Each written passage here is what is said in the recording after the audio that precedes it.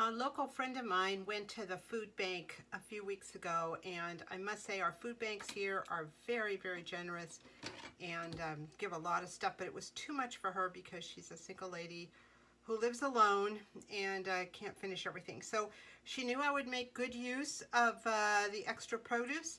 So I brought it home and I'm going to start dehydrating. I've got some carrots here and I've got the celery. So the celery, by the time I got it, was kind of wilted. So I rehydrated it by putting it in some water, and it does seem kind of funny to rehydrate celery when you're going to be dehydrating it again, but I wanted to make sure it was nice and firm.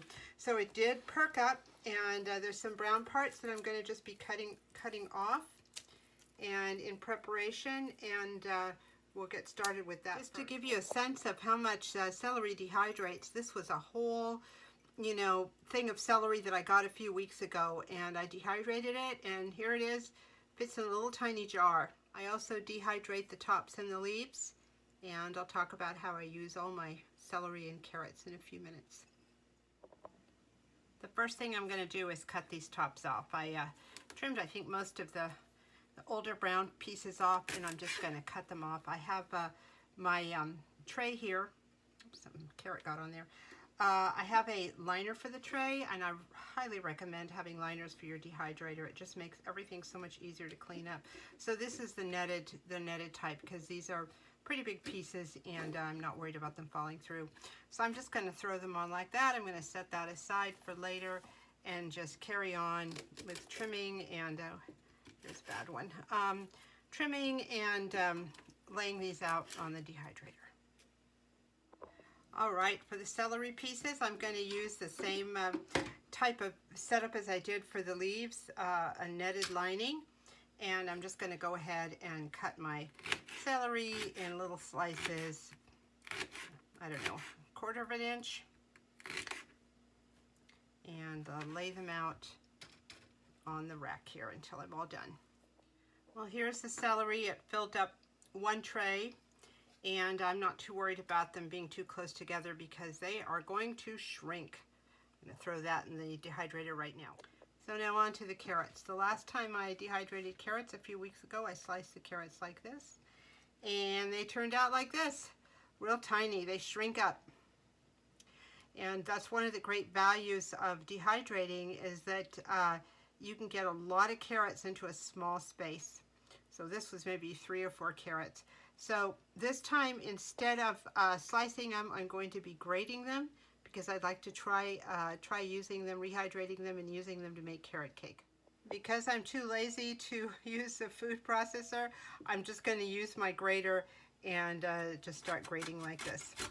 So those 3 carrots yielded about 2 cups of shredded carrot, and I am measuring this because I'm going to be using them for baking later, and when they're dehydrated I won't know how much is actually there. So what I'm going to do is, when I dehydrate this, I'll put it in a container and just put on the outside how much carrots this was pre-dehydration, so I'll have a sense of how much to take out to rehydrate when I want to bake. So here it is, all on one tray. Might have been advisable to use 2 trays, but the amount that this is going to shrink up will make the one tray sufficient, I think. If it looks like it's too much, I guess I can always transfer, but these shrink up so much.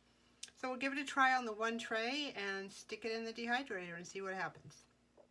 Well, our carrots were the first to dehydrate and dry out, and as you can see, there's quite a bit less than there was when we put in. The tray was completely covered and kind of piled high. So I'm going to measure these out right now. I had 2 cups of raw carrots in there. I'm going to see what it dehydrated down to because I'm going to need to know that for baking later. So my 2 cups of raw carrots came out to a little less than 3/4 of a cup dried. So I'm going to put these in a container and mark them, and also mark that this will rehydrate to about 2 cups.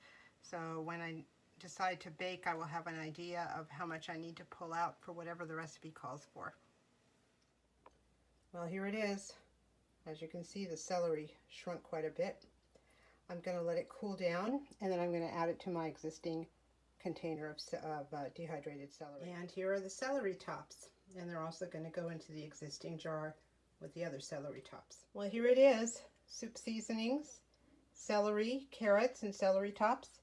The celery tops you can put right into your soup, no problem. The smaller ones, the celery pieces and the carrot pieces, you can also put into your soup, strain it out later. If you don't want to strain it out, then I would suggest getting a piece of cheesecloth and some twine and putting some carrots and some celery in there, maybe some other herbs like rosemary or thyme or whatever else you like to put in there, and close it up with a piece of twine and just let it simmer in the soup broth just like a tea bag. Anyway, that's what's going on with my winter dehydrating, or preparation for winter dehydrating, and I hope you're getting prepared for winter and all the cozy times ahead. Thank you so much for watching.